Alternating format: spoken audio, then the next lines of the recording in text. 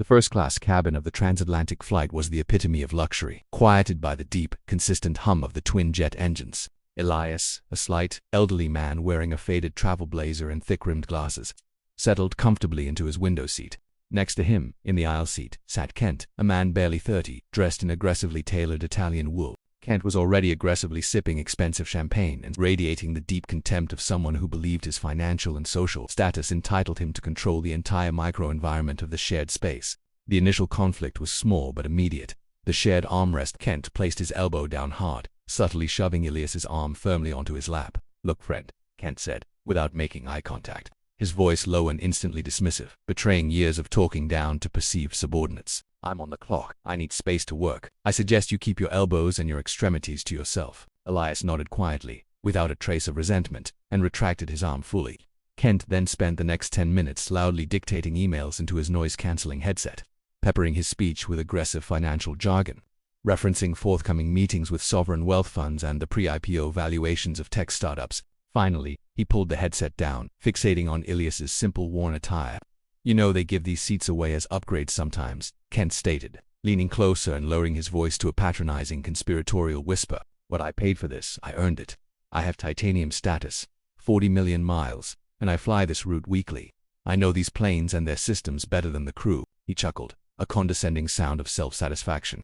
"I suggest you take a nap and enjoy the amenities while they last, Grandad. People like me, the real customers, are the ones keeping the airline solvent and keeping this bird in the air." Elias just offered a faint, almost sad smile. "That's very good to hear, young man." Kent, annoyed by the lack of immediate reverence and the old man's simple response, decided to flaunt his insider knowledge, reinforcing his superiority. He pointed toward the wing visible through Elias's window.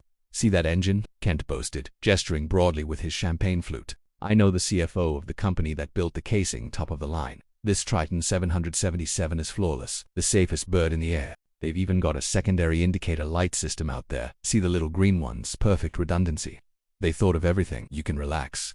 Elias followed Kent's gaze. He looked past the expensive champagne flute and the aggressively manicured hand, out onto the wing assembly of the massive aircraft flying 6 miles above the dark Atlantic Ocean. He didn't focus on the green redundancy lights or the flawless casing Kent was describing. He focused entirely on the smallest possible anomaly, a tiny, almost imperceptible flicker near the leading-edge slat. It was not a bright red light or a rapidly flashing error. It was the third orange indicator light in the series, and it was cycling on and off once every 90 seconds. Instead of the manufacturer-mandated standard cycle of 120 seconds, Kent noticed the older man's sudden stillness. "What? Something interesting out there, old-timer? A cloud formation?" Elias didn't answer.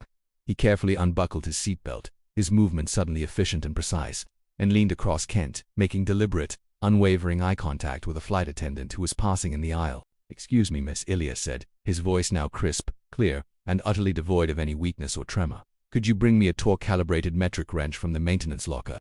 Specifically, the Type 3 14mm, if the plane has one."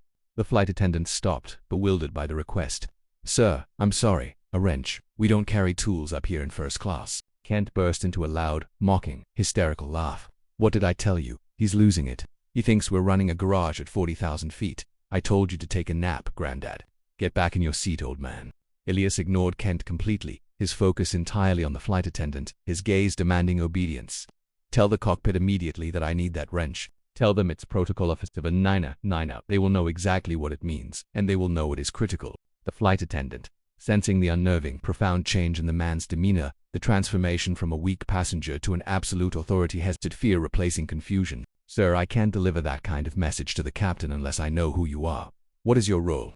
Elias sighed, his patience now worn completely thin by the crisis and the delay.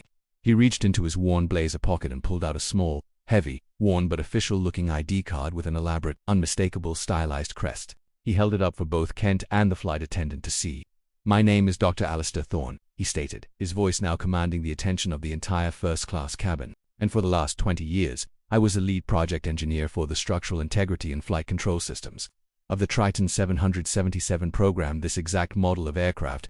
Kent froze, the expensive champagne flute halfway to his mouth, his arrogance instantly shattering like glass. "I didn't take this flight as a passenger, young man," Elias continued, looking directly at Kent, the shared armrest now utterly forgotten. "I took it as a final unscheduled audit of the systems I personally designed, tested, and certified. I routinely volunteer on these long-haul routes. He pointed out the window at the barely visible flicker on the wing.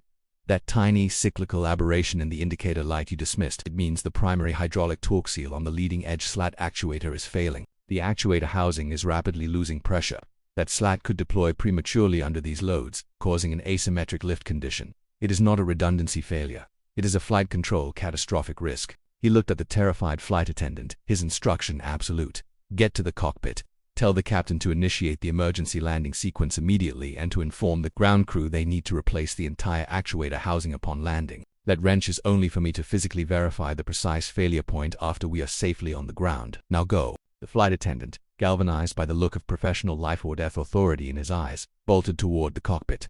A moment later, a terrifying triple chime, the sound no passenger ever wants to hear, echoed through the cabin, followed by the captain's urgent.com voice announcing an immediate diversion and landing. Kent, pale and shaking, stared at the man he had called Grandad. He tried to speak, but the words were choked off by the scale of his misjudgment. You were right here the whole time, and I just. Elias settled back into his seat, gently placing the armrest back into the neutral position between them. You were too busy broadcasting your status and your perceived worth to notice the critical details, he said quietly. True value, Kent, isn't always marked by a high-mileage status, a gold pen, or a tailored suit. Sometimes, it's just the quiet, expert knowledge needed to keep the wing attached. He looked down at his own hands, which had designed the very plane around them, and which were now ready to feel the stresses of its emergency descent. Now, if you'll excuse me, I need to observe the descent to ensure my original design tolerances hold against this kind of pressure.